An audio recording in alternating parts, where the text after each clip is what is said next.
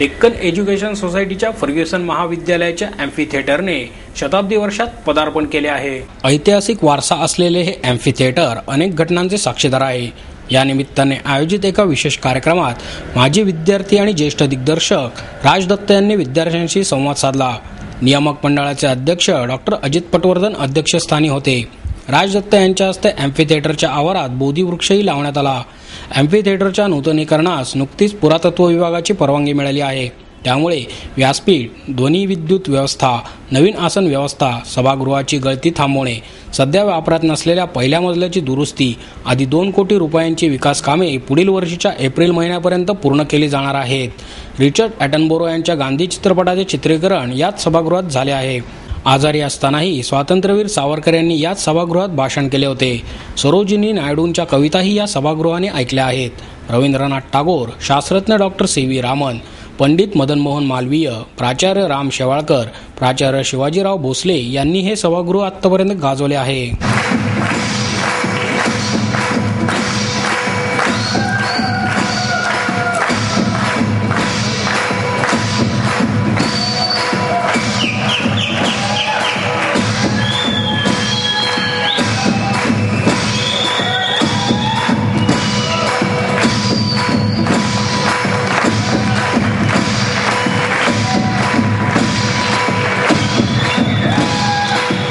एकशे 31 वर्षानंतर तो सतेजपणा, ती शक्ती, याचा अनुभव येतो, प्रत्यय येतो.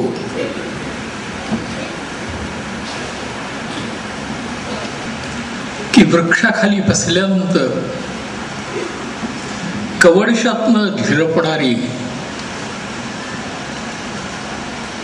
झिरपणारे ज्ञानाचे थेंब इथले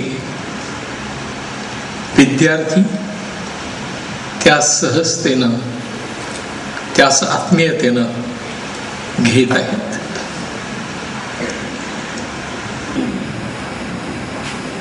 त्या काळामध्ये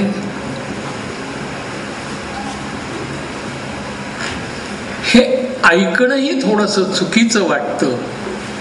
असं कसं शक्य आहे असं वाटतं. अहो, मी स्थापन केले, आम्ही केली, मीच ही सर्वत्र परिस्थिती असताना हा एक अशा तऱ्हेचा आदर्श या चौघांनी घालून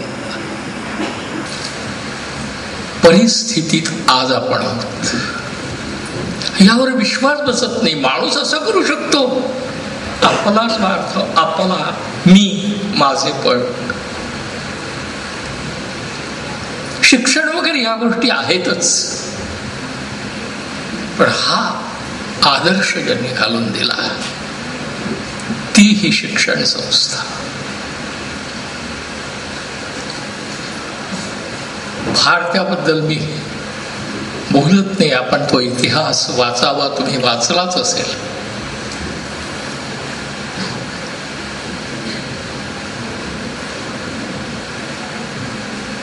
खरं तर एखादा थेसिस असतो या पद्धतीनं हा सारा इतिहास समाजाने वाचावा, नवीन पिढीनं वाचावा. त्यातूनच शिकता येतं. आपल्याला जाणीव होते. आपल्याला आकार मिळायला लागतो, विचारांना दिशा मिळायला लागते.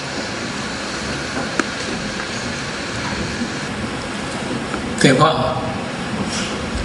मी जे म्हटलं की मला हे नुसतं थिएटर म्हणणं नाही आवडत, पटत नाही, जमत नाही.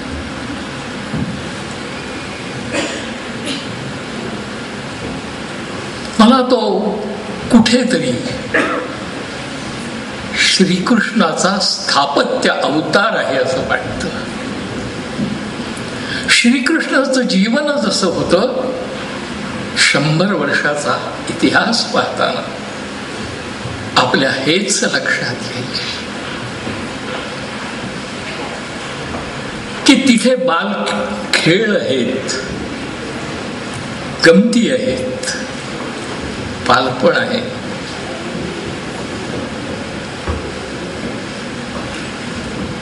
गुरुबद्दलची निष्ठा आहे, तिथलं शिक्षण आहे, आणि त्यानंतर श्रीकृष्णाचं जीवन आहे. हे समाजाला काही दिशा देणार आहे. कुठेतरी मला असं वाटतं एकनाथांच्या संकल्पनेतनं हे चाललेलं आहे. केवळ मनोरंजन थिएटर म्हटल्यानंतर हीच संकल्पना यांच्या मनात कधीच नसावी, नसेलच. रंगलर परंस्पे की त्यातूनही शिक्षण देत मनोरंजन करता करता समाजाला दिशा दिली पाहिजे, त्याचं मन मोठं केलं पाहिजे.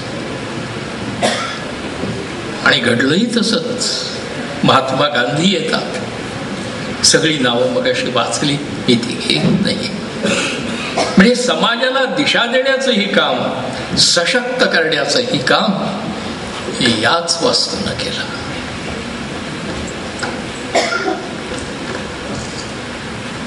अशा या वास्तूला 100 वर्ष झाली.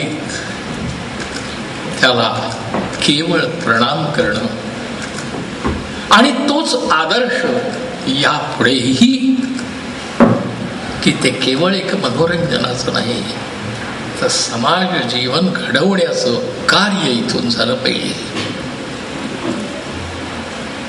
ते होईल याची मलाही खात्री आहे, कुठेही मनात शंका नाही.